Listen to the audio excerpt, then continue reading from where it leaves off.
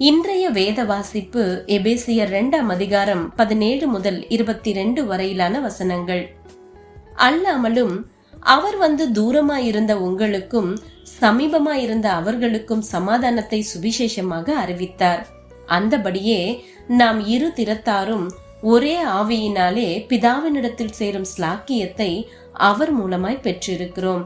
ஆகையால் நீங்கள் இனி அந்நியரும் பரதேசிகளுமாய் இராமல் பரிசுத்தவான்களோடே ஒரே நகரத்தாரும் தேவனுடைய வீட்டாருமாய் இருந்து அப்போஸ்தலர் தீர்க்கதரிசிகள் என்பவர்களுடைய அஸ்திபாரத்தின் மேல் கட்டப்பட்டவர்களுமாயும் இருக்கிறீர்கள். அதற்கு இயேசு கிறிஸ்து தாமே மூளைக்கல்லாய் இருக்கிறார். அவர் மேல் மாளிகை முழுவதும் இசைவாய் இணைக்கப்பட்டு கர்த்தருக்குள் பரிசுத்த ஆலயமாக எழும்புகிறது. அவர் மேல் நீங்களும் ஆவியினாலே தேவனுடைய வாசஸ்தலமாக கூட்டி கட்டப்பட்டு வருகிறீர்கள். இன்றைய நற்செய்தி இணைந்திருக்கும் வீடு.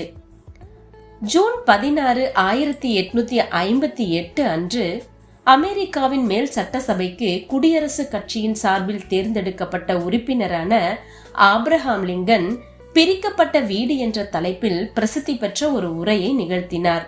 அதில் அமெரிக்காவில் உள்ள அடிமைத்தனத்தின் பிரச்சனைகளை சுட்டி காட்டினார். அப்பொழுது லிங்கனின் நண்பர்கள், எதிரிகள் என எல்லோரிடம் இருந்தும் இப்பேச்சு ஒரு கிளர்ச்சியை உண்டாக்கியது.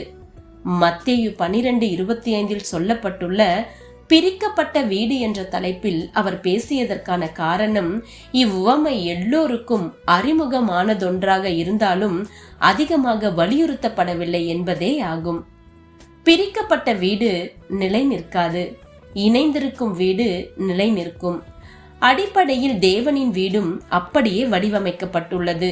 பல வகையான பின்னணியங்களையுடைய மக்களாய் நாம் இருந்தாலும் இயேசுவின் சிலுவை மரணத்தால் நாம் தேவனோடும் மற்றவர்களோடும் ஒப்புரவாக்கப்பட்டிருக்கிறோம். இந்த சத்தியத்தை கருத்தில் கொண்டு விசுவாசிகளுக்கு சமாதான கட்டினால் ஆவியின் ஒருமையை காத்து கொள்ளுவதற்கு ஜாக்கிரதையாய் இருங்கள் என பவுல் அறிவுறுத்துகிறார். இன்றைக்கும் விசுவாச குடும்பத்தினரை இறுக்கமான காரியங்கள் அச்சுறுத்தி கொண்டிருக்கும் நிலையில் ஆவியானவரின் துணையோடு நாம் ஒருவருக்கொருவர் ஒற்றுமையை காத்துக்கொள்ள தேவன் நமக்கு தேவையான பலத்தையும் ஞானத்தையும் அருள்வாராக.